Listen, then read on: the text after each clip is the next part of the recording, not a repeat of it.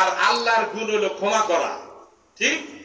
কিন্তু এই ব্যক্তি এই সেই কোন দুটি অপরাধ যা আল্লাহর নবী দোয়া করলেও আল্লাহ ক্ষমা করবে না। এই অপরাধটা হচ্ছে, দেখেন এক কথায় প্রকাশ, একটা হলো আল্লাহর হক আর একটা হলো বান্দার হক। আল্লাহর হক, আপনি 10 বছর নামাজ পড়েন নাই, 20 বছর নামাজ পড়েন নাই, 20 বছর রমজানের রোজা করেন নাই, মনে করেন ইচ্ছা করেই করেন নাই, ওই সিচুয়েশন আপনি পান নাই। আপনি মাদ্রাসায় লেখাপড়া করেন নাই, স্কুল কলেজ ইউনিভার্সিটিতে লেখাপড়া করেছেন, নামাজের দাওয়াত ছিল না, ওই সিচুয়েশন ছিল না, চাকরি করতেন, নামাজের তোয়াক্কা করতেন না, 20 বছর নামাজই পড়েন নাই, মসজিদের জুমার বয়ান শুনে, তাফসীর মাহফিলের কোরআনের কথা শুনে, আলেম ওলামাদের বয়ান শুনে এখন আপনার চিন্তা আসছে, চোখের পানি শুকায় না, আল্লাহ এক ওয়াক্ত নামাজের জন্য 2,88,00,000 বছর জাহান্নাম কাটতে হবে, এই ভয়ে আপনার চোখের পানি শুকায় না।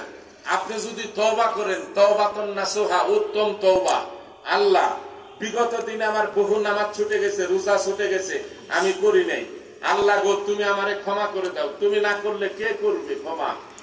আমাকে এখন যতদিন তুমি হায়াত দিবা, মৃত্যু পর্যন্ত ফরজ নামাজ, ফরজ রোজা আর আমি ছেড়ে দিব না, আল্লাহ তুমি আমার পিছনের গুলি মাফ করে দাও।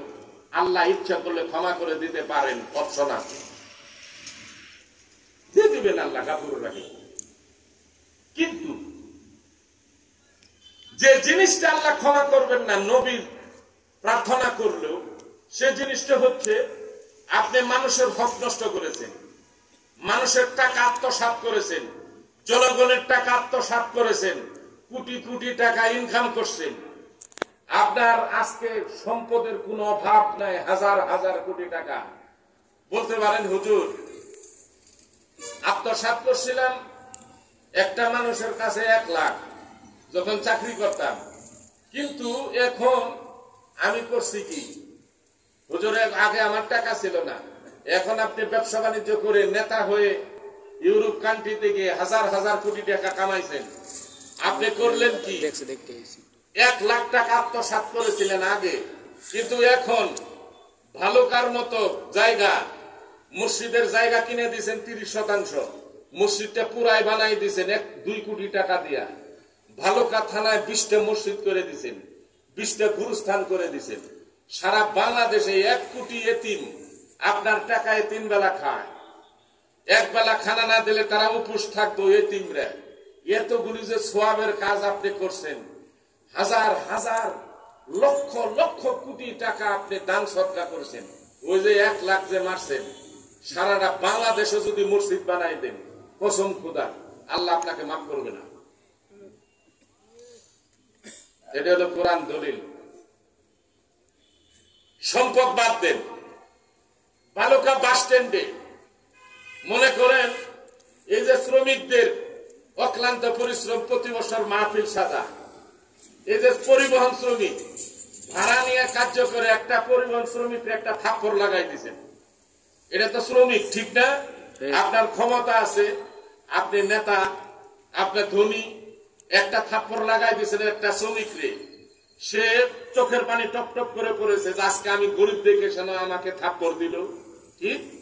সে অন্তরে আঘাত পাইছে। এই আঘাতটা দূর করার জন্য আল্লাহ রাব্বুল আলামিন যা আচরণ করবে আপনার সাথে কি জানেন? আপনি জেনে রাখুন, আমরা আগে শুনেছিলাম নূহ আলাইহিস সালামের আমলে একটা প্লাবন হয়েছিল পৃথিবীতে, ঠিক? সারা পৃথিবীতে 40 ফুট উঁচা পানি হয়ে গিয়েছিল, নূহ নবীর কিস্তির ভিতর সারা আর সবাই মরে সাফ হয়ে গেছিল। তখনও কিন্তু বাইতুল্লাহ ছিল, আল্লাহর ঘর, বাইতুল্লাহ ভেঙে চুরমার হয়ে গিয়েছিল প্লাবনে। আবার 2024 সালে ডিসেম্বর মাসে একটা মহাপ্লাবন হলো, ভালুকা থানা বাদ দিয়া সারাটা দুনিয়া ধ্বংস হয়ে গেল। আপনি ভালুকা থানার কোটিপতি, হাজার হাজার কোটি টাকার মালিক, কাবা ঘর ভেঙে গেল, নবীর রওজা ভেঙে গেছে, মসজিদে নববী ভেঙে গেছে, আপনার সমস্ত টাকা দিয়া আল্লাহর কাবা ঘর বানাই দিলেন, মসজিদে নববী বানাই দিলেন, নবীর রওজাটা স্বর্ণ দিয়ে বাঁধিয়ে দিলেন, বিশাল একটা সওয়াবের কাজ না? এতে যা সওয়াব হইল, আল্লাহর ঘর নবীর রওজা বানায়া এই সওয়াব দিয়া অন্যায় ভাবে কাউকে কষ্ট দিয়েছেন, আঘাত করেছেন, কাউকে দুঃখ দিয়েছেন, অন্তরে আঘাত পাইছে, কসম খোদার ওই সোয়াব দিয়ে আঘাত দূর হবে না। ওই সোয়াব না হলেও আপনার জন্য জান্নাত আটকা থাকবে না, কাবা ঘর বানায় না দিলে, আপনার অর্থ নাই, বানান নাই। কিন্তু কাউকে কষ্ট দিয়েছেন, কারো ইজ্জত নষ্ট করেছেন, কাউকে গীবত করে তার ইজ্জত নষ্ট করে দিয়েছেন, কারো সম্মান নষ্ট করেছেন, কাউকে অন্যায় ভাবে থাপ্পড় দিয়েছেন, কারো হক নষ্ট করেছেন, এইটা কিয়ামতের মাঠে আল্লাহ ক্ষমা করবে না, দুনিয়াতে তো করবেই না। তাহলে তার উপায় কি? কিয়ামতের দিন বলবো কি? বলেন। আল্লাহ রাব্বুল আলামিন আমলনামা দেখে এই বান্দাকে বলবেন, তোর আমলনামার ভিতর খালি নেকি আর নেকি। নেকি হলো 50,000, গুনাহ হলো 10,000। লোকটা কোথায় যাবে? জান্নাতে। জান্নাতে। আল্লাহ আমলনামা হাতে নিয়ে বলবেন, বান্দারে তোর জান্নাতে যাওয়ার মতো আমল আছে, কিন্তু ওই বাস স্ট্যান্ডে একটা শ্রমিককে যে থাপ্পড় লাগাইছিলি, সে কষ্ট পেয়েছে, সে আমার কাছে বিচার দিয়েছিল, আল্লাহ তুই বিচার করিস, আমারে যে কষ্ট দিল, দুঃখ দিল, গরিবের আল্লাহ আছে, আল্লাহ তুই দেখিস, বলে না? আল্লাহ কয় আমি এই বিচারটা করি নাই। আজকে ওই শ্রমিকের কাছ থেকে তুই ক্ষমা নিয়ে আয়, হাসরের ময়দানে তোর জান্নাতের সার্টিফিকেট আটকা থাকলো, টেবিলে আল্লাহ রাইখে দিবে, বিন্দু মাত্র এদিক ওদিক হবে না। এখন এই লোকের শ্রমিকরে কই পাইবেন আপনি? তাফসীরে সহিহাইন নূহের ভিতরে আল্লামা ইমাম মুহাম্মদ রহমাতুল্লাহ আলাইহি লেখেন, এই ব্যক্তি শ্রমিকটাকে খুঁজে পাইতে কিয়ামতের দিন দুনিয়ার 50,000 বছর লাগবে। আল্লাহু আকবার। পাগলের মতো ছোটাছুটি করবে হাসরের ময়দানে, কই পাই কই পাই। লাস্ট পর্যন্ত গিয়ে দেখবে হাসরের মাঠে এক কোনায় সে দাঁড়ানো, গিয়ে পা দুটে জড়ায় ধরবে, ভাই তোমাকে অন্যায় ভাবে একটা থাপ্পড় দিয়েছিলাম, এখন তো এই জন্য আল্লাহ আমার জান্নাতের সার্টিফিকেট আটকাই দিয়েছে, তুমি আমাকে ক্ষমা করে দাও, কারণ আল্লাহ আমার জান্নাত দেবে না, আমি ভুল করে ফেলেছিলাম, আমি ক্ষমতার গরমে, টাকার গরমে, শক্তির গরমে আমি দুনিয়াতে এই কাজটা করছি, আমার তো মাফ করে দাও। কোনো অসম্ভব, আমি তোমাকে ক্ষমা করবো না, আমি আল্লাহর কাছে বিচার দিয়েছি, আল্লাহ হক বিচারক, আজকে আল্লাহ বিচার করবে, চলো আল্লাহর দরবারে। আল্লাহ তখন বলবেন শ্রমিকরে, তোমাকে যে কষ্ট দিয়েছিল, আমার কাছে বিচার দিয়েছিলে বাস স্ট্যান্ড থেকে, তুমি কি তার আজকে ক্ষমা করে দিয়েছ? বলে আল্লাহ আমি তাকে ক্ষমা করব না, আপনি বিচার করেন। আল্লাহ বলবেন, তুমি আজকে কি হইলে তাকে ক্ষমা করে দিবা? আল্লাহ প্রশ্ন করবে, কি হলে ক্ষমা করে দিবা? আর তখন এই শ্রমিককে বলবে, আল্লাহ তার যে নেক আছে 50,000, ওইখান থেকে আমাকে ওর নেকি দিয়ে দিতে হবে, তাহলে আমি ক্ষমা করবো না। আল্লাহ আপনার হয়ে এটা বলবে না, দূর বাদ দে, একটা সরিত মাস ছিল, 20-30টা নেকি নিয়ে নির্মিশ হয়ে যাবে, এইটা আল্লাহ বলবে। আপনি নিশ্চিত থাকেন, আল্লাহ একটা ধমক দেবে, না ভগবান ওর হক আদায় করো, যা চাইছে দিয়ে দে। দিয়ে দিলেন 25,000, থাকলো কত? এখনো জান্নাতে যাওয়ার মতো আছে, নেক আছে। 25,000 নিয়ে যাচ্ছেন। এখন তো আপনি দুনিয়াতে ছিলেন ক্ষমতাবান, কিছু মনেই করেন নাই। এই যে দেখবেন এখন রাস্তার ধারে আপনার আঙ্গুর ফল বিক্রি করে, বরই বিক্রি করে, দেখছেন না? এই সারা বরই কত করে কেজি রে, শুকানো মিষ্টি, এটা পরীক্ষা করা আগে 2টা খায় লাইছে, খাচ্ছেন না? আছে, এটা অভ্যাস, মানুষ থাকতে পারে না। এই আঙ্গুর ফল তোমারটা শুকানা মিষ্টি বলতেছে মুখ দিয়ে, 2-3টা মুখে ঢুকানো শেষ। 500 টাকা কেজি আঙ্গুর, এরকম করে 20-30টা কাস্টমার যদি পরীক্ষা করে সুগার মিষ্টি, তাহলে তোর কর্মই শেষ দোকানদার। একটা বাচ্চা এতিম পোলা ভিক্ষা না করে 2 কেজি বাদাম নিয়ে কাঁধে ঘুরতেছে, বাচ্চার জায়গায় তোর বাদাম মসমসানা নরম রে বলতেছে, মুখ দিয়ে ছিলেনি 2টা শেষ। খাইছেন বড়ই মুখ দিয়ে, আসলে বড়ই কিন্তু মিষ্টি, কই কি বলে না রে, কষ্টি লাগে। আরেক দোকানে গেছে পরীক্ষা করার লাগে। এই লোকটাই যদি 4-5টা দোকান শুকা মিষ্টি পরীক্ষা করে, ওরা কেনার দরকার আছে না? খাইছেন।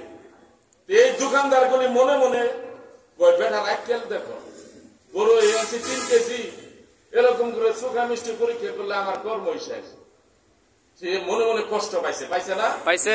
আপনি 25,000 নেকি নিয়ে যাইতেছেন, জান্নাতের দিকে যায় দেখবেন, আপনি নিশ্চিত থাকুন কাতার ধরে দাঁড়ায় আছে জান্নাতের আগে বড়ইওয়ালা, বাদামওয়ালা, পেঁয়াজুওয়ালা, তারপর আঙ্গুর ফলওয়ালা দাঁড়াইছে। কই যাও? বলে আল্লাহ তো জান্নাত দিয়েছে, বলে বড়ই টেহারা দিয়ে যাও। আল্লাহ, আপনি নিশ্চিত থাকেন আল্লাহ মাফ করুক। বলে আমারে মাফ করে দেও। এমনি ওই শ্রমিকে 25,000 নিয়ে নিছে, মনটা খারাপ। বলে অসম্ভব, আমাদের ঋণ পরিশোধ করে পড়ে যাও, ঋণ পরিশোধ করে যাও। এখন ওদের মনে করেন 10,000 নেকি দিয়ে মিট করছেন, থাকলো 15, গুণা হলে 10, এখনো 5,000 নেক বেশি। আপনি ক্ষমতাবান, উইলিংলি পার্টির নেতা আপনি। আরে কিসের নেতা? নেতা ছিল আমিরুল মুমিনিন উমর, হযরত আবু বকর সিদ্দিক, নেতা ছিলেন হযরতে আলী। আর এখন মনে করেন ইউনিয়ন, থানা পর্যায়ের নেতাগুলি হতে পারলেই কোটি কোটি টাকা। এটা কারো ইন্ডিকেট করে আমি বলতেছি, বাস্তব যা দেখি। আমিরুল মুমিনিন হযরত উমর রাদিয়াল্লাহু তাআলা অর্ধেক পৃথিবীর প্রেসিডেন্ট, যার হুকুম অর্ধেক ইশারায়, আঙ্গুলের ইশারায় অর্ধেক পৃথিবী চলে। আগামীকাল ঈদুল ফিতরের দিন তার একটা বাচ্চা আব্দুল্লাহ, বয়স হলো 6 বছর। আগামীকাল ঈদের দিন, নতুন জামা নাই। তো অন্যান্য বন্ধুর সাথে খেলাধুলা করতে ময়দান থেকে অন্যান্য বাচ্চারা জিগায়, আব্দুল্লাহ তুমি নতুন জামা কিনছো, কালকে ঈদের দিন? আব্দুল্লাহ কথা বলে না, বলে আমার বাবা তো আমার জামা কিনে দিয়েছে। আব্দুল্লাহ ঘরে গিয়ে আমিরুল মুমিনিনের ছেলে মাকে বলতেছে, মা সবাই নতুন জামা কিনছে, কালকে তো ঈদের দিন, মা আমাকে একটা জামা কিনে দাও না, নতুন একটা পাঞ্জাবি কিনে দাও না। যে ইশারা করলে আমিরুল মুমিনিন কোটি কোটি জামা এসে যেত, ঠিক ঠিক।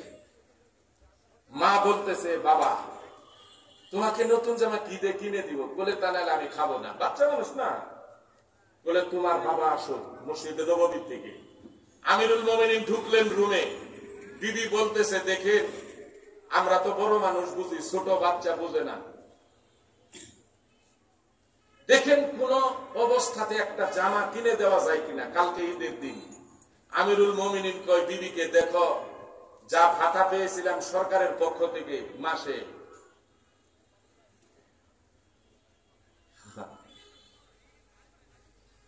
সময় শেষ না, সময় বার খাইয়ে দিচ্ছে,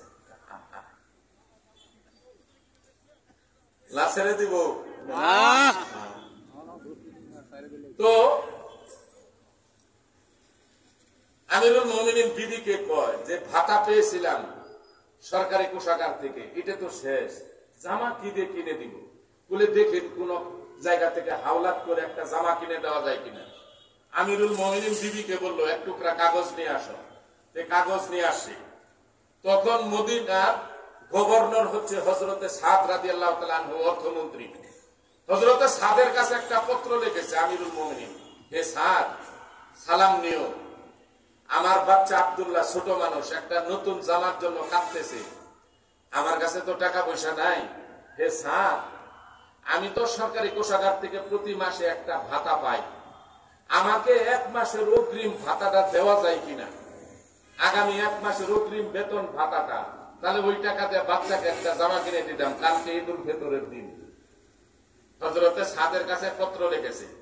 হযরতে আসলাম পত্রটা নিয়ে গেছেন সাদের কাছে। হযরতে সাদ পত্রটা পড়ে চোখের পানি টপ টপ করে চিঠির ভিতর পড়তেছে, হাই রে আমিরুল মুমিনিন, কেমন আল্লাহওয়ালা, অর্ধেক পৃথিবীর বাদশা বাচ্চাকে একটা জামা কিনে দিতে পারে না, 1 মাসের বেতন ভাতা অগ্রিম চায়, যে নাকি ইশারা করলে কোটি কোটি জামা এসে যায়। কিন্তু হযরতে সাদ অপর পৃষ্ঠে একটা নিজেও পত্র লিখেছে, আমিরুল মুমিনিন, চিঠির কথা শুনে আমি ব্যথিত হলাম, কষ্ট পেলাম অন্তরে। দুনিয়ার কত কাফের মুশরিকরা আনন্দ ফুর্তিতে লিপ্ত, আর আমিরুল মুমিনিন অর্ধেক পৃথিবীর বাদশা বাচ্চাকে একটা জামা কিনে দিতে পারে না। কিন্তু আমিরুল মুমিনিন বেয়াদবি মাফ করবেন, আপনাকে যে আমি 1 মাসের বেতন ভাতা অগ্রিম দিব, আপনি কি একটা শিওর দিতে পারবেন যে 1 মাসের ভিতর আপনি মরবেন না? আগামী 1 মাস আপনি জীবিত থাকবেন, এটা কি আপনি শিওর? যদি শিউর দিতে পারেন আমি বেতন ভাতা 1% দিব, আর যদি শিউর না দিতে পারেন তাহলে আমি বেতন ভাতা দিতে পারলাম না। নেতা হলো তারা।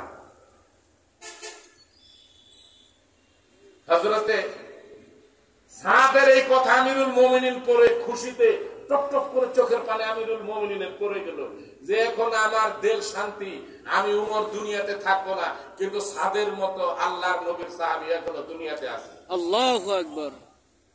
দেয় নাই। কিন্তু আপনি নেতৃত্ব দিচ্ছেন সমাজের, আপনি টাকা কামাইয়ের জন্য, জনগণের খেদমতের জন্য না, কোটি কোটি টাকা কামানোর জন্য। আপনি করছেন কি 15,000 নেক নিয়ে কিন্তু যাইতেছেন, এখানে রেখেছিলাম না, যাইতেছেন। দেখবেন আপনি সিমেন্টের দোকান, রোডের দোকান থেকে আপনি বাকি নিয়েছেন 4 লাখ, দোকানদার বাকি চাইতে গেছে, মুদির দোকানদার থেকে বাকি খাইছেন 3,000। এখন আপনি রাস্তায় পাল্টাই এলাইছেন, ওই দোকানের সামনে দেওয়ার যান না, দোকানের বাকি দেন নাই। এই দোকানদার দাঁড়ায় আছে জান্নাতের গেটে, বলে আমার ঋণ পরিশোধ করে পড়ে যাও, বলে আমাকে আল্লাহর ওয়াস্তে ক্ষমা করে দাও, আমি ভুল করেছি, দুনিয়াতে কোন সম্ভব, আমার ঋণ পরিশোধ করে পড়ে যাও।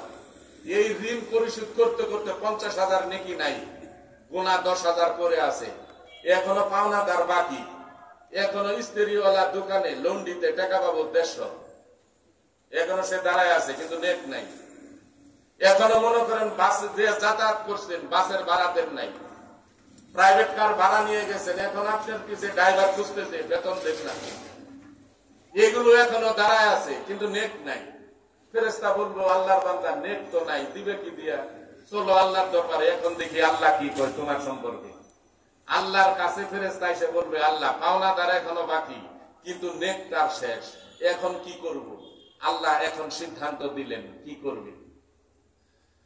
আল্লাহ রাব্বুল আলামিন এবার সিদ্ধান্ত দিবেন, আলাইহা মালাইকাতুন গিলাদুন শিদাদুল লা ইয়াসুনাল্লাহা মা আমারাহুম ওয়া ইয়াফআলুনা মা ইউমারুন। আল্লাহ রাব্বুল আলামিন এমন নিষ্ঠুর নির্মম কঠিন প্রকৃতির ফেরেশতাদেরকে আমার আল্লাহ ওই ব্যক্তির সামনে হাজির করবে যে ফেরেশতাদের অন্তরে কোনো মায়া মমতা নাই, এমন সীমার কঠিন হৃদয়ের অধিকারী এমন ফেরেশতাদেরকে আমার আল্লাহ তার সামনে হাজির করবে। হাজির করার পরে আল্লাহ ফেরেশতাদেরকে হুকুম করবেন, ও ফেরেশতারা সুম্মা ফি সিলসিলাতিন যারউহা সাবউনা দিরাআন ফাসলুকু। ও ফেরেশতারা জাহান্নাম থেকে 70 গজ লম্বা আগুনের শিকল নিয়ে আসো। ফেরেশতারা 70 গজ লম্বা আগুনের শিকল নিয়ে আসবে। আসার পরে আল্লাহ বলবেন এই নাফরমানের শরীরটা 70 গজ লম্বা শিকল দিয়ে বেঁধে ফেলাম। বেঁধে ফেলবে, চিৎকার পারতে থাকবে, আগুনে মনটাকে গলিয়ে গলিয়ে পানি ফুটাতে যেমন পরিণত করে দেয়, শরীরটা বাঁধার সাথে সাথে তার শরীরটা এমন হয়ে যাবে, সাথে সাথে এই ব্যক্তিটার অবস্থা হবে এরকম করে গর্দানটা লড়াতে থাকবার, চিৎকার পারবে। এই দৃশ্য দেখে আল্লাহ বলবে ফেরেশতারা খুযুহু ফাগুল্লু, তাকে ধরো, তার গলাতে আগুনের বেড়ি লাগায় দাও যেন গর্দান লড়াচড়া না করতে পারে। এই নাফরমান দুনিয়ার ভিতরে আমার বান্দার হক নষ্ট করেছে। এবার আল্লাহ রাব্বুল আলামিন ফেরেশতাকে হুকুম করবেন, শোনো, ফাহুদুহুম ইলা সিরাতিল জাহিম, নিয়ে যাও এই নাফরমানকে জাহান্নামে নিক্ষেপ করে দাও। নেক পায়েও যেতে পারলাম না, এ হলো হক। এবার আপনি আসেন, এই দুটি গুনাহ যে আল্লাহ মাফ করবে না, একটা হলো কার হক? আল্লাহ, বান্দার হক। ওয়ারিশ ঠকাইছেন, বান্দার হক নষ্ট করেছেন, কাউকে গালি দিয়েছেন, আঘাত করেছেন, এটা আল্লাহ মাফ করবে না। এখন বলতে পারেন হুজুর তাহলে অপরাধ তো করছি, আমরা যখন অপরাধ করি দেখবেন চাকরি করতাম সরকারি, বেসরকারি চাকরি করতাম, কোটি কোটি টাকা আত্মসাৎ করছি, করার পরে জায়গা জমির অভাব নাই, রিটায়ারমেন্টে আইসা বলে হুজুর নিয়ত করছি সময় পাই নাই, এবার যাবো হজে। হজে গিয়ে আল্লাহর কাছে ক্ষমা চান। মানে এইগুলো হালাল করার জন্য আপনি মক্কা মদিনা যাইবেন, দেখি আল্লাহ কি নাকি করবে।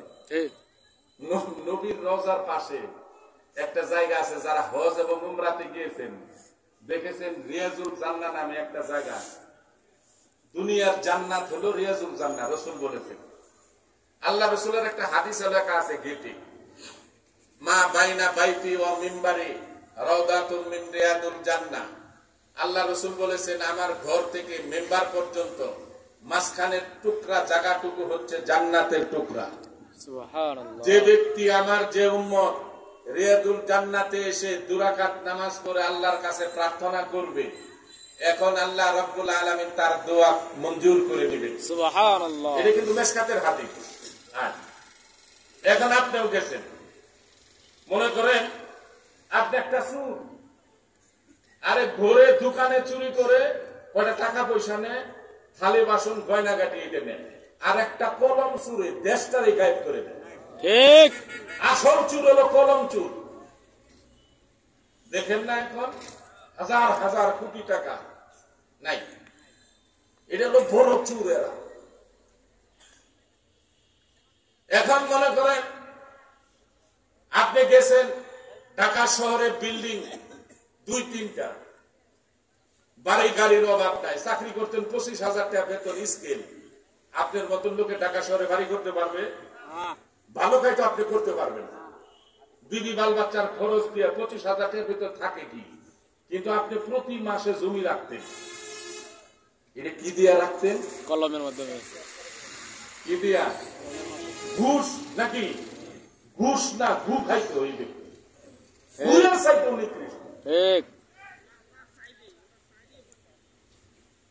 আপনি আবার ইসলামের কথা তো আপনি দেখবেন, এখন এই যে ইসলাম 2 ভাগ হয়ে গেছে, আলেম ওলামার সঙ্গে একদল নাই, নাই। এই বেচারারা দেখবেন আতাতির এদের ব্যাপারে বড় বড় যত অফিসার আছে বেশি ওই দলের ভিতরে। কিসের জন্য জানেন? এদের ধারণা যে সারা জীবন গুগবর খাইছি, একটা চিল্লা দিয়ে আইসে খালি দিনের কথা কয়, রাতের কথা আর কয় না।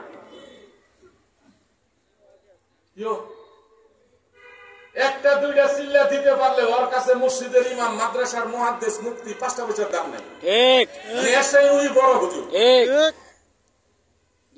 15-16টা বছর কিতাব পড়তে পড়তে পিছনের চামড়া এক করল চলে গেছে, চাটায়ের সাথে গোশ কাটতে, এখনো পর্যন্ত এলেমের কিছু শিখতে পারেনি। আর হ্যাঁ 40 দিন আইসে দিনের কথা শুরু করে দিয়েছে। কিসের জন্য গেছে জানেন? ওইগুলো হালাল করা লাগে। এখন দেখি আল্লাহ হালাল করবে কিনা। আল্লাহর জিগায় আমার কথা তার হইবে না। এখন আপনি গেছেন রিয়াজুল জান্নাহ, রিয়াজুল জান্নাহ কথা শেষ করি নাই।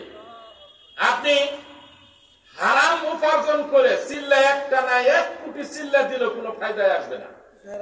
আর আপনি হক হালাল টাকা ইনকাম করে রিক্সা চালায়, ভ্যান চালায়, জমি বিক্রি করে, আপনার শাকসবজি বিক্রি করে, ব্যবসা করে, আপনি একটা গরিব মানুষ কিছু টাকা 4-5 হাজার টাকা জোগাড় করে নিয়ে আল্লাহর রাস্তায় বাড়ায় গেছেন 40 দিনের জন্য।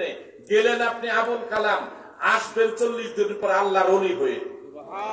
এটা রেজেক হালাল হতে হবে।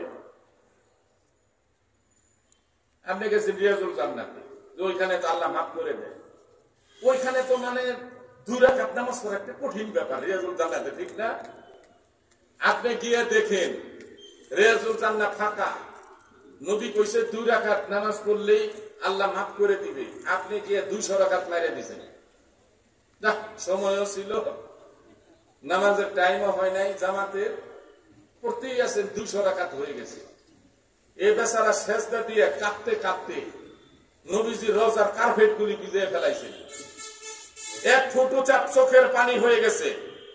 যদি আপনি হারামখোর হয়ে থাকেন, ওয়ারিশ ঠকায় থাকেন, আর হক নষ্ট করে থাকেন, সুদ ঘুষ খেয়ে মিশ্রিত আপনি থাকেন, কসম খোদা ওই চোখের পানি জাররা পরিমাণ আল্লাহ তাকায় দেখবে না। এটা কোরআন দলিল দিয়ে আমি কিন্তু বলি নাই, আল্লাহ বলছেন। এখন মদিনায় কাজ হইল না, আসলেন মক্কা মেন সেন্টারে। আসওয়াদ পাথর দেখবেন, যারা গিয়েছেন হজে, আসওয়াদ পাথর লক্ষ লক্ষ হাজিরা ইশারায় চুমা দেয় নাকি? আপনি কি করছেন কি? এর ইশারা মিশারা ডাইরেক্ট চুমা মারছেন, 7 চক্করে 7টা ঢুকাই দিচ্ছেন আসওয়াদ পাথরের ভিতরে। দেওয়ার পরে আসওয়াদ পাথরের কোনা আল্লাহর ঘরের দরজার সাথে একটা পুলিশ দাঁড়ায় থাকে। খেয়াল করছেন কিনা জানি না, আল্লাহ আমাকে প্রায় 100 বার দিয়েছে, আমি সবসময় দেখছি একটা পুলিশ দাঁড়ানো। এখন আল্লাহর ঘরের দরজা একটা ইম্পর্টেন্ট বিষয়। আল্লাহর নবীর দোয়া, আরাফার ময়দানে নবী দোয়া করেছিলেন, আল্লাহ ফেরত দিছে, এই দোয়া কবুল করে নাই। তাই আমার নবীর ইজ্জত কমে নাই, দিতেই পারে। আল্লাহ কারো কাছে জিম্মি নেই যে চাইলেই দিতে হবে। কি হাতিমে কাবার দোয়া, নবীর দোয়া আল্লাহ ফেরত দিয়েছে, মসজিদে নববীর দোয়া ফেরত দিয়েছে। কিন্তু তাফসীরে কাবীরে আল্লামা ইমাম ফখরুদ্দিন রাজি লেখেন, বিশ্বনবী জীবনে যত দোয়া কাবার দরজা ধরে করেছেন, এর একটা দোয়া আল্লাহ ফেরত দেয় নাই। সুবহানাল্লাহ। একটা ইম্পর্টেন্ট মুলতাজিম কেন দেয় নাই? এটা আল্লাহর হুকুমে জিব্রাইল এসে নবীজিকে বলেছেন, নবীজি কয়েকটা আয়াত লেখার অনুমতি দিয়েছেন দরজার ভিতরে। ওলামায়ে কেরাম যারা আছেন খেয়াল করছেন বুঝি, একটা আয়াত প্রথমেই লেখা দরজার ভিতরে আল্লাহর কথা অনুযায়ী, ওয়াকালা রাব্বাকুম উদউনি আস্তাজিব লাকুম। আল্লাহ কয় এই ঘরের দরজার সামনে এসে আমি আল্লাহকে ডাকো, আমি তোমার ডাকে সাড়া দেব। সুবহানাল্লাহ। এবং নিচে আয়াত লেখা কুরাইশের, ফালিয়াবুদু রাব্ব হাযাল বাইত। আল্লাহ কয় এই ঘরের রবের মালিকের তোমরা ইবাদত করো এখানে এসে। তাহলে ফায়দাটা কি হবে? আল্লাযী আত'আমাহুম মিন জু ওয়া আমানাহুম মিন খাউফ। তাহলে এই ঘরের মালিকে তোমার অভাব মোচন করবেন, তোমার বিপদ মুক্ত করে দিবেন, তোমার রূপ